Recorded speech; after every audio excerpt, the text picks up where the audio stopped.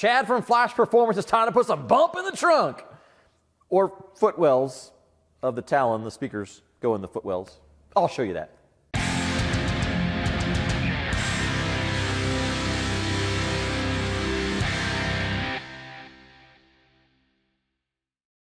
Thanks for joining me on another episode while I do some improvements on my Honda Talon. This is a 2020 X4 with a live valve, and I decided to go with this SSV stereo system for the Honda Talon. And this is actually built specifically for the Honda Talon. This is not a universal kit, and that's actually the main reason I decided to go with it. I know that SSV has some premium product and some great sound coming out of their speakers, but also I just wanted the ability to plug directly in and not have to cut and splice wires and search for power and all that jazz.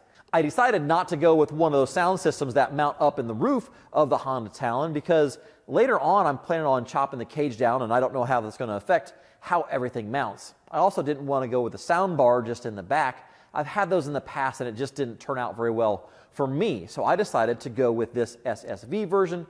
Again, it's going to have all the direct plugins. It's made for the Talon. It's specific for it, and I think it's going to fit my needs perfect. So let's get the box open and see what's inside. All right, so let's talk about what comes in the box, but actually let's start with the box itself. So it actually does have the Honda part number on this SSV system. And I did just like anybody else would. I researched it, found it on the Honda website, researched it some more, found it on Amazon, and bought it cheaper. You can do it too. I will put the link in the description below if this vendor has any more left. But this is a Honda part number 0SS22HL6-A00. So what comes in the box? You get two SSV speakers. You get the head or control unit. You get they call it an MCU. I'm going to call it an amplifier, but it's really the brains of the stereo system, and that is expandable to be able to add more speakers from SSV if I wanted to do that at a later point. It also comes with all of the wiring harnesses, and honestly, this is the main reason that I went with this way. It has all the factory style plugs to be able to pull the power and the ignition and all these different connection styles we need without having to cut and splice and solder and shrink tube and worry if it's going to come apart, worry if it's going to ground out. I don't have to deal with all that. So speakers, head unit control, MCU, all the wiring. It also comes with all of the templates are in the box. It comes with the instructions on how to control the head unit and then where to go to print off all of the step-by-step instructions. Does not say how long this is going to take, so at the end of the video I will let you know how the whole process went. Let's get started. So the first step in the process says take the hood off and take this cowling piece off, but you have to take your glass out if you have that, and I have Honda glass in my unit. So I'm going to take the glass out, take the hood out, take this piece out, and then just start digging down to get to where I need to get to start mounting the radio MCU on top of where the glove box is.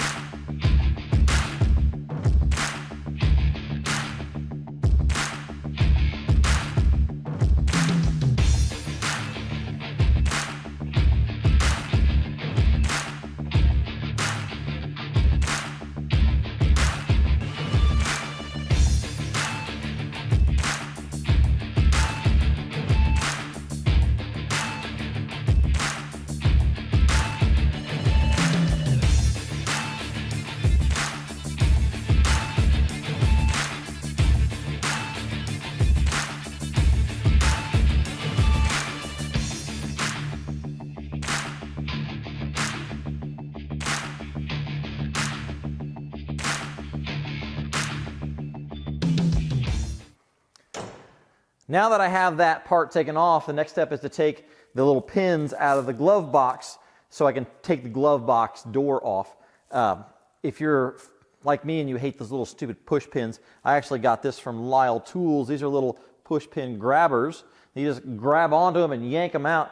It makes life so much easier. Link in the description below. Pull out the 3 pins underneath the glove box. So inside the glove box, you're going to have some 5mm screws. You got to remove those, and then there's one more trim clip on the inside, and then that whole glove box will slide out. So let's get that out. Now that I have the glove box out, it's a good time to clean it, I guess. So basically what we're doing is we're going to take the template that was provided in the kit. We're going to go back to kindergarten and cut that template out, and that template will lay onto the glove box to be able to mark our hole for our auxiliary inlet. Now I got to find some scissors.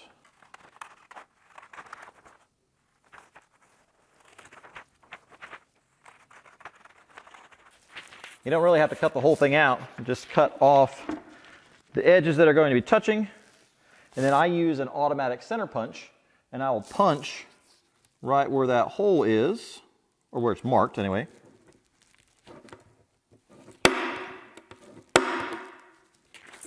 And then at that mark,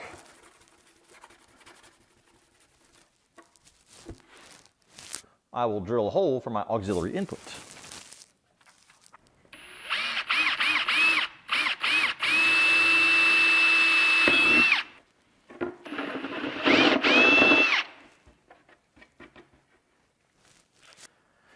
So here's our auxiliary. And it's just a headphone jack, basically is what it is. Make sure we take the nut off the back side, and we'll see if it fits in there.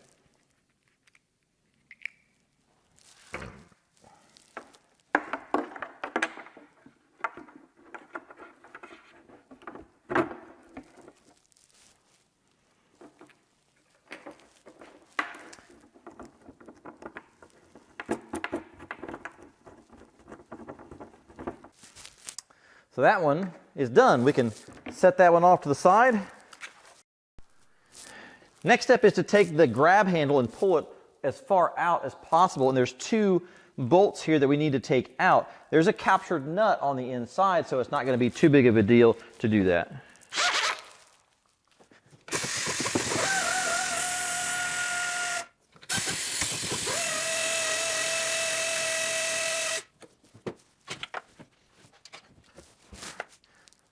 Now the reason we pulled that off is because the bracket for the brain of the radio is going to connect to the same bolts. The extra long bolts are provided in the kit, so make sure you use those when you're doing the process. Now when you stick it in, make sure you put the wires out, so it will actually go bolts through here, through this, and then through the bracket.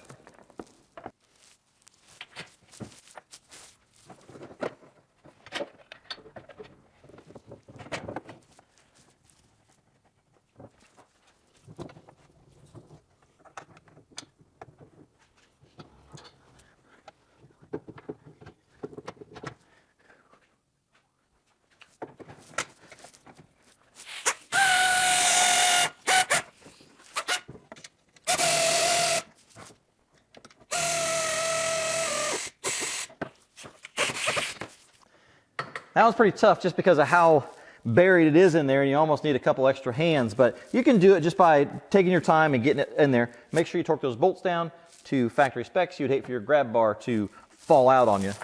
That'd be a bad day. Our next step is to place the head unit, and it's got a little lip right here that this will sit on. So we're just going to lay that head unit on there until it just comes over the edge, and then I'm going to use my automatic center punch to mark the holes for each one. We are going to creep up on these holes. It's actually going to end up as a 5/16 for our push pins that are going to hold it in there. So we're going to start with an 8-inch drill bit and then go up to a 5/16. Now the instructions say to tape around the drill bit a 1/2 inch up, because you don't want to go too deep. If you go too deep, you can get into some electronics and some bad stuff. So just be careful or tape it.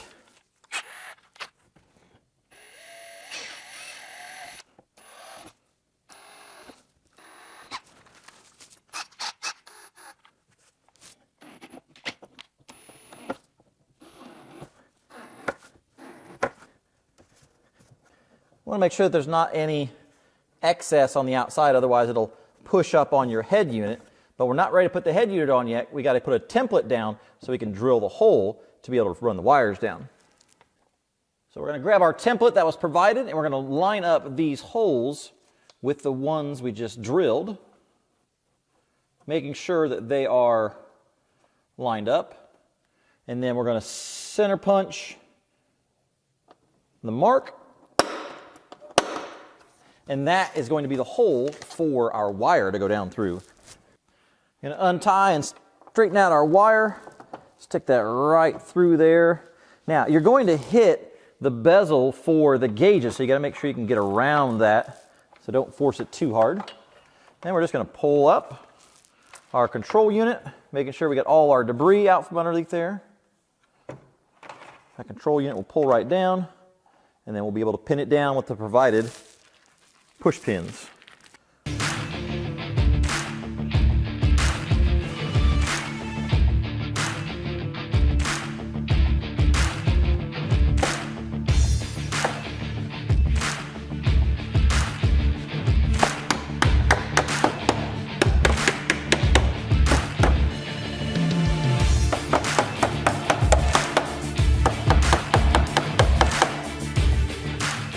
Like it was meant to be there. Our next step is to remove this piece of trim. We're going to start on the driver's side, but this piece has to come out because the speaker goes right here on the inner fender well. So we got to take this off to be able to get access to be able to mount that. So we're going to take out the 5 trim screws and dismount that, and then we're going to take out some hardware down here in the trim panel to be able to get access to everything we need. Well, say 5 was over here, and then 11 throughout here. So just start taking pins out if it's in this general area. I don't think there's any right tool for this. I'm using a pick. I'm using a little pair of Christmas tree wedge laver thingy-mabobbers from Lyle Tool, link in the description below, and those little pull clips that I had before.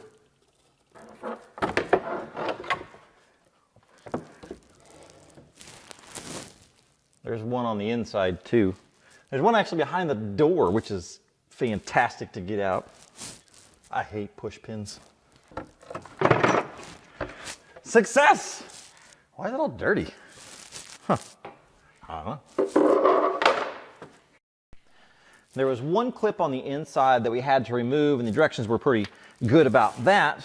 And then there's another kindergarten template, and that lines up behind the bar with a straight edge up here at the top. It kind of rounds the corner, and then it hits this bracket here. So you kind of find that happy spot amongst all 3 points, and then we're going to use our automatic center punch. We got 3 that we need to mark this time. 1, 2, and 3. And those are going to be our speaker mounts and our wire hole to come through. So I'm going to do a 1/4 inch on all 3 because a 1/4 inch is what we need for the top 2. And then I will step up to a 9/16. Nope.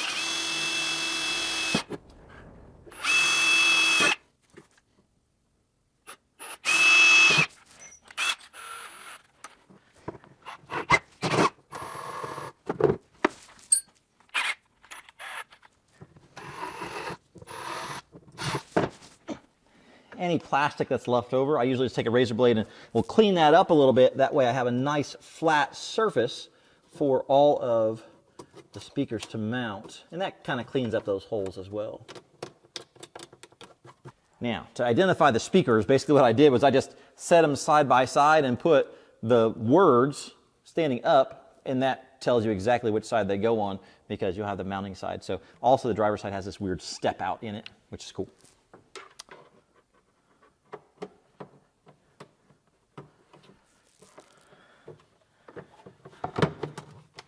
When you get your holes lined up, just go ahead and stick your hardware in there. These are 8mm hardware, and it does have the Loctite already on it.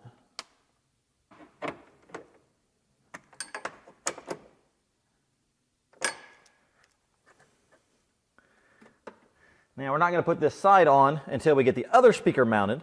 That way we can get all the wiring in, so we just got to get the other side done. So I'll do that without you. Now I have the speaker installed on the driver's side. I just finished up the passenger side. Same process, just opposite side.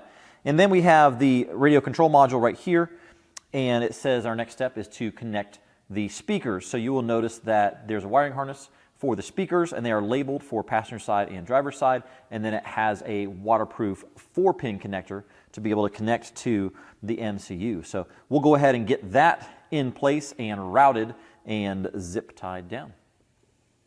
One of the things I really like about these harnesses is they're all weatherproofed, they're all heat shrunk, and they're all labeled really nice. So everything clicks together really well, and it has the factory style connections everywhere, so we know we're not going to have any issues later on down the road. I just noticed here, as I'm looking through the wiring, there is a rear speaker plug as well, so it's already wired in and ready for rear speakers. It didn't come in the kit, but that's something that I plan on adding on later on. These are all labeled as well, and it looks like the front speakers are the white wires. So we'll go ahead and click that there.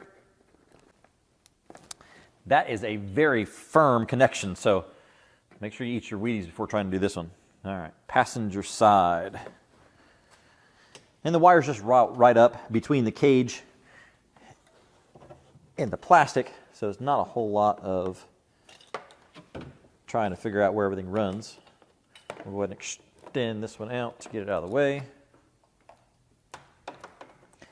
And they leave you plenty of harness, so you're not having to worry about that. Also, something to consider, they don't really tell you to in the instructions, but when you run your wire for the speaker, don't run it straight up. Make sure that that speaker wire runs down and makes a loop. That way, if any water does get on there, it dribbles down and not trying to go in the hole where the speaker is. Just trying to keep it a little cleaner, that's all. All right, I'm going to hook up the other side and get that zip tied in. I'll be right back. Our next step is to connect the accessory port wiring harness, and basically what this does is going to tell it when to turn on and when to turn off. And what we're going to do is we're going to take the connector way back up in here. It's right there. That's actually the back side of that cigarette lighter, that 12-volt accessory right there. We're just going to unplug that, and then this wire is going to go in between. Right, I have completed the instructions, and it really wasn't that bad. There's only a couple things that I need to tie together yet, and that is some of these open connectors, like for the rear speakers or for the amplifier, if I wanted to add that later on. Those are open connections. I'm going to close those up with some tape just to keep the water out of them, because I know where this machine is going to go. Wire management is going to be key around this grab bar, so we got to make sure that we don't have any wires back here that the grab bar is going to grab onto as we slide it in and out. I have the head unit wires coming down here and just wrapped around to take up the slack. And then the antenna wire is here, and they say you want to run the antenna wire down and back on itself to be able to get the best reception out of that. So I tucked the accessory wire up in there, and then the amplifier wire and everything's back here. There is a USB connector on this device as well, but that is for USB charging only, so I'll just tape that up. I'm not going to be using that at any point. And then the head unit is mounted up here on top. Let's go into the cabin to see that. So here is our head unit. We can turn the key on, and there's our head unit. So this does have radio auxiliary, which is the one we put inside the glove box, and Bluetooth.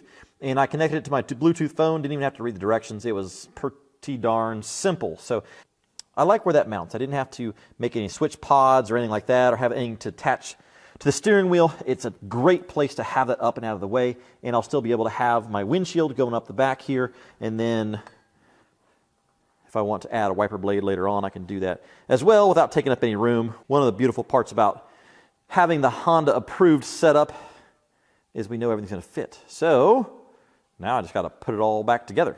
So overall, as a system with the Honda approved wiring harnesses, everything connects directly together, all waterproof. The whole system is a really slick setup. Plus I have room for expansion later on if I want to add an amplifier or a subwoofer or even back speakers, which I'm definitely going to do. But as far as sound goes, there's not a whole lot of bass to it. You're going to get your highs and mids, so don't expect to have a big booming sound system just out of these two speakers. But they are down in the footwells, so it makes it nice and penetrating up right towards your face so you can hear it very well without having to strain or have it too loud while you're out driving around. I'm pretty happy with that. My other concern was it's going to be in the footwell. Are my feet going to be hitting it all the time? Is it going to take up all that space? And actually it doesn't. On the driver's side where that footrest is, there's still plenty of room. Even with my big boots on, I can still have my foot resting on that footrest and be able to move it around without being cumbersome. And getting in and out, really didn't notice it. They really figured out a way to fill that dead void inside the cabin with speakers, which works out pretty nice. Again, watch your wire management. Make sure that you're controlling it around where that slide bearer comes in and out. Cover up the connectors you're not using and go out and drive it. I'm Chad from Flash Performance. I hope this helped you out making a decision on what sound system to go with for your Talon. If you have any questions, put them in the comments below. We'll see you soon.